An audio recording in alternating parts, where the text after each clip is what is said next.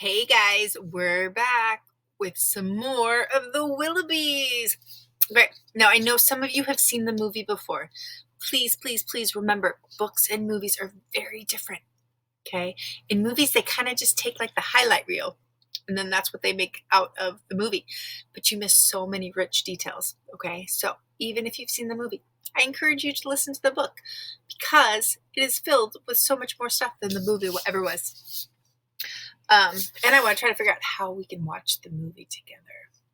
I don't know how we can do it, but there's got to be a way. All right. Lois Lowry, the Willoughbys. What has been happening in this book? Okay, let's think about characters. We have mom and dad. Okay, what kind of people are they? Pretty awful because they're trying to get rid of their kids. Then we have the kids. Who are the kids? We have Tim, the oldest. He's pretty bossy. We have twins, Barnaby A and Barnaby B, because the parents couldn't bother to figure out new names for them. They call them A and B for short. And we have Jane. Jane's the youngest. She's the little girl, often forgotten about. Okay. There was a beastly baby that was left on a doorstep that they gave away to an old widowed man. Okay, Colonel Melanoff, maybe. There's the nanny. The nanny was hired by the parents to take care of the kids while they were gone. Now the kids are trying to get rid of the parents, so they clued him in on a adventure vacation that was sure to kill them. That was their whole plan, was they want them to disappear. And they thought, well, once they're gone, we can take care of ourselves. But then the parents hired a nanny to take care of them. They went on the adventure, and as of now, they have not died. They keep narrowly escaping death, cheating death, if you would. And on top of that, they have decided that they're going to sell their house, even with the kids inside of it. So the kids are now trying to not let the house get sold. So they're sabotaging when the real estate agent comes and brings prospective buyers. The nanny is also working together because she's got a pretty cush job right now. And it turns out she's kind of cool. Like, the kids like her. She feeds them really well. They eat a lot of yummy foods. And she respects them. Okay. Which must be nice.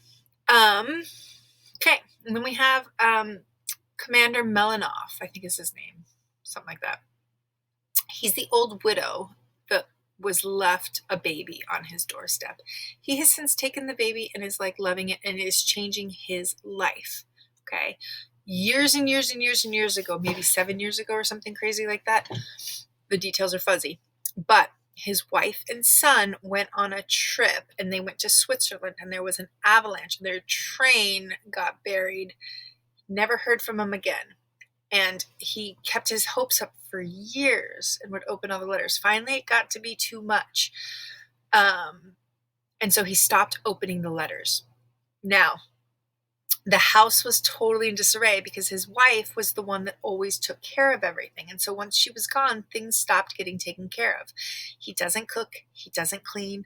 I don't know if you remember this, but it was a fact that popped out of my it popped out at me, was that he doesn't do dishes. He either throws away the dirty dishes or he just adds food on top of the dirty dishes and uses them. And so he's eating old, nasty food.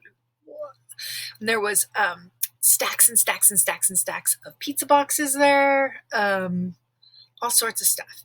Okay. Now, when we left last time, we were reading about him and the baby, Ruth. And remember, that was the other thing. He's like a chocolatier. He is a candy mogul. So he makes candies. That was always his job. And he's super, uber wealthy.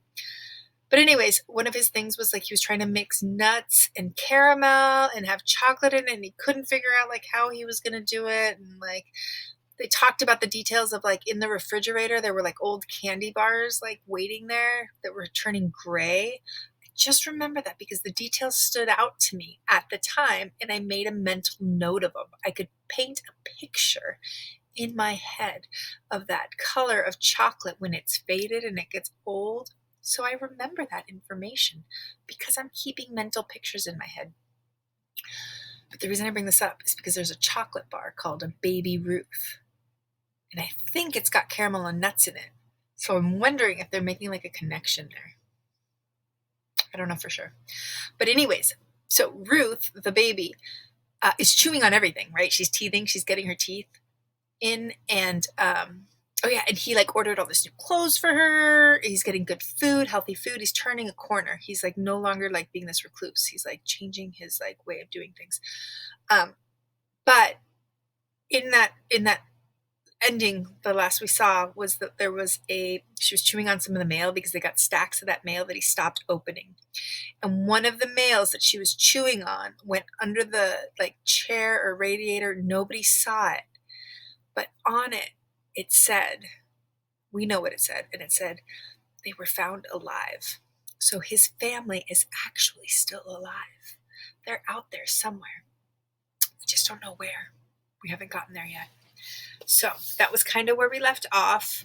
The kids were talking about selling the parents' clothes because the parents wanted the kids to sell their own clothes. And they're like, what? Remember, they were like dressing up like as a lamp and a rug and a cactus and a statue. They were pretending they're not there. They were camouflaging themselves. All right. The obsequious postmaster. Obsequious. I have no idea what that means. I should write that down. Obsequious. It's pretty though. Let's see if we can get some context clues from the text. Far away in a small village in northwest Switzerland, the postmaster was diligently sorting the incoming mail, as he did every morning. Now, what's in Switzerland? That's right, that's where the family was lost. Far away in a small, sorting the incoming, as he did every morning. He was a tall, thin man with a jutting chin and large, clumsy hands. I want you to think about that, okay? Make the character alive in your head. So he's tall and thin. He's got a jutting chin, so his chin like sticks way out. I don't know how to show you that. Like sticks way out. And very large, clumsy hands. Hey, I can make it look like I have large, clumsy hands. His name was Hans Peter von Schlüsseldorf. He lived alone in the village with his dog Horst, who came with him each morning to work and who now lay snoring on the floor of the tiny post office. Ah! Exclaimed the postmaster in frustration, as once again he dropped several letters onto the wooden floor. Horst opened one eye, yawned, then rose to his large feet, ambled over, picked up the dropped letters with his mouth, and gave them back to the postmaster. I forgot that Horst was the dog, and here I was picturing like the postmaster putting him in his mouth. What's that about? Danke, the postmaster said to the dog, which is thank you in German. He was grateful for the help because it was difficult for him to bend. He had been frozen solid once, years before, while climbing a nearby mountain, and though he had been successfully thawed after his rescue, his joints remained stiff. With the retrieved mail back in his hand, he continued his sorting. The wall behind him was lined with postal boxes. It was where the village inhabitants collected their mail. One by one, he added letters to the small boxes. The tiny bell at the top of the door rang as a woman entered with her little boy. I want you to picture that. The door opens, the little bell's on top, and it rings. If you've ever been in a store where they have that, make that connection in your head. It's going to help you remember the text. He recognized her because she came each day for her mail, though she rarely received anything except her utility bills and an occasional advertising brochure. Guten Tag, Frau, he began to greet her in his usual friendly fashion, then remembered the language situation. This woman only spoke English. He corrected himself. I mean, good morning. He glanced towards the box in the M section, remembering her initial. But M was empty. No mail for you, I'm afraid. But I have not finished my sorting yet, so perhaps you will wait? It would sound like Willoughbys. He hoped she would. He was a bachelor after all, meaning he's single. And this was a lone woman, not unattractive, tall and thin like himself, and a little mysterious. Hans Peter liked mysteries. All he knew about this woman was that she had been buried within a luxurious railroad car for years by an avalanche with her child, but had survived. He had heard that when the rescuers finally reached her, she was wearing a silk dress, had her hair curled and combed, and was sipping tea while she read a book about whales. Her first words upon the rescue, he had heard, were, "Thank goodness! I have read this book 42 times, and every other one even more than that." Feeling that it would be rude not to include her child in his greeting, though in truth he did not much like children, the postmaster turned to the boy and repeated, "Good morning."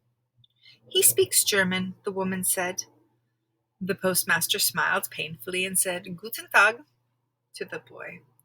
His smile was pained because he had heard the boy try to speak what he thought was German. He simply used English words and added extra syllables with a vaguely Germanic sound. "Hello, Schmilaufen," the boy said cheerfully. "Nicht day, isn't Ischislit?" Everyone in the village thought it would be rude to point out the flawed German and help the child to learn the language correctly. The Swiss were scrupulously polite. Even the schoolmaster, who taught all the village children, including this strange little boy who had spent his formative years in a buried train car, simply ignored the odd attempt at language. At least the child was good at math. The woman was looking at the postal boxes somewhat critically. "Your filing system leaves much to be desired. You put an S in the C box. I expect it was a clumsy error. In addition, the envelopes are not aligned well. They should be straightened thusly." Oh, do you guys remember she was like super OCD, meaning that she needed everything in the same order. She walked briskly towards the counter, removed several letters, lined them by the corners, tapped them on the counter to perfect the alignment, and then replaced them in the box. I can certainly see the difference, madam," the postmaster said. "Thank you." He did admire the woman's skills with her hands and the quickness with which she was organizing the boxes. He found himself thinking that he liked her hair as well, the way it fell around her shoulders in soft, luxuriant waves, and her lips, the redness, the moistness of them. He turned away embarrassed at his own thoughts. "Do you need any stamps today, Frau?" he asked. Frau is like Mrs. "Or should I just call you Mrs.?" "It's Miss," she replied, "or in your language I expect it is, what, Fraulein?" She chuckled slightly and straightened the fingers of her gloves carefully because there was a small wrinkle at one knuckle, and wrinkles made her very nervous and fretful. "It would be Frau," he said politely, almost bowing, "because you are a married woman." Hey guys, hopefully this edits in pretty seamlessly. Something weird happened. My whole thing crashed, and then I thought I lost everything. But I'm back. I have no idea where I left off, though. So we're going to have to work on that. I do remember him saying it would be Frau. Okay, so I'm just going to start from there. And I'm sorry this is going to be edited all weird, but we just roll with it. Technology, right? Am I right? All right. He turned away embarrassed at his own thoughts. "Do you need any stamps today, Frau?" he asked. "Or should I call you Mrs.?" "It's Miss," she replied, "or in your language I expect it is what, Fraulein?" She chuckled slightly and straightened the fingers of her gloves carefully, because there was a small wrinkle at one knuckle, and wrinkles made her very nervous and fretful. "It will be Frau," he said politely, almost bowing, "because you are a married woman." His heart almost broke as he said those words. If only... No postmaster von Schusselfloh. "I am not," she said. "I beg your pardon, madam, but for many years I have been mailing off letters, some marked urgent, to Herr Melanoff, before you were found. I sent the letters from the rescue workers. Some were so sad." I remember a day when they thought they had located you, but it proved to only be the rusted remains of a snowplow that was buried back in 1949. Such hopes dashed. Disappointing news for her husband, they told me that day. I remember. I believe it was 4 years ago. Ex-husband, the woman announced in a clipped voice. Could it be? Dare he hope? The postmaster placed his hand over his heart, which beat nervously under his blue uniform. I see. Perhaps I misunderstood, madam. Darling, she said, and the postmaster's heart leaped when he realized it was her son. But then he realized it was her son to whom she spoke. Stand up straight so that your trouser lengths are not mismatched. It makes me very nervous when things are not in order. The boy, who had been sprawled out on the floor, patting the dog, stood up straight at his mother's command. He was not wearing trousers exactly, but the postmaster did not want to correct her. The boy was wearing Lederhosen, short leather pants that were common among the folk villages of Switzerland. Below the Lederhosen, his knees were thin and knobby. High woolen socks encased his lower legs.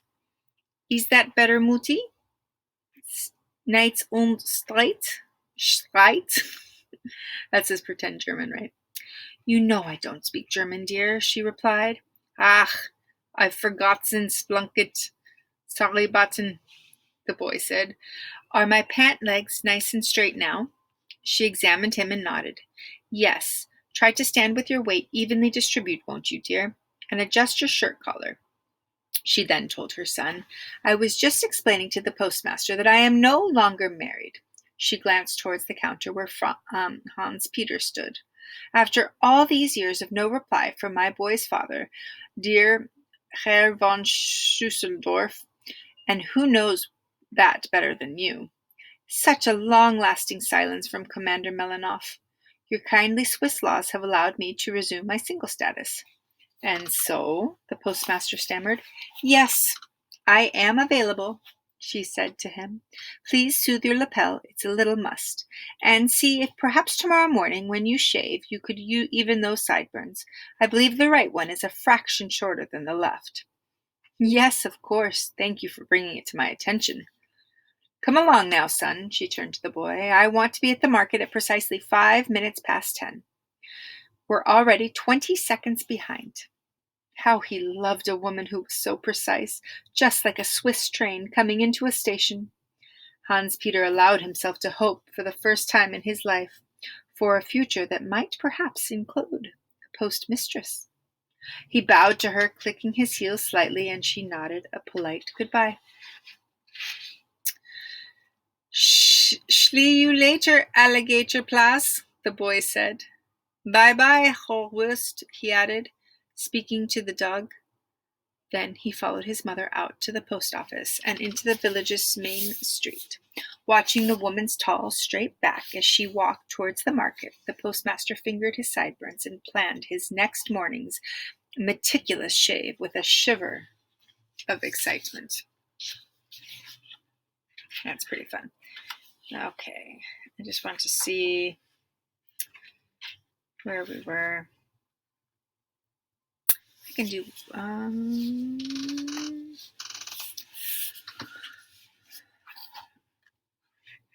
I think I will stop here because I don't know what's going to happen and I don't want to go too far and then have it not work. So I'm going to stop here just after that one chapter, but the next chapter is going to be chapter 14, Re-encountering an infant. So we'll start there tomorrow, and maybe I'll read a little extra tomorrow. Because if it doesn't work with all my editing things that I have to do now, then I'm just going to be I'll be frustrated and annoyed. And I don't want to be. Okay, so that is all. I'll see you guys tomorrow. Bye.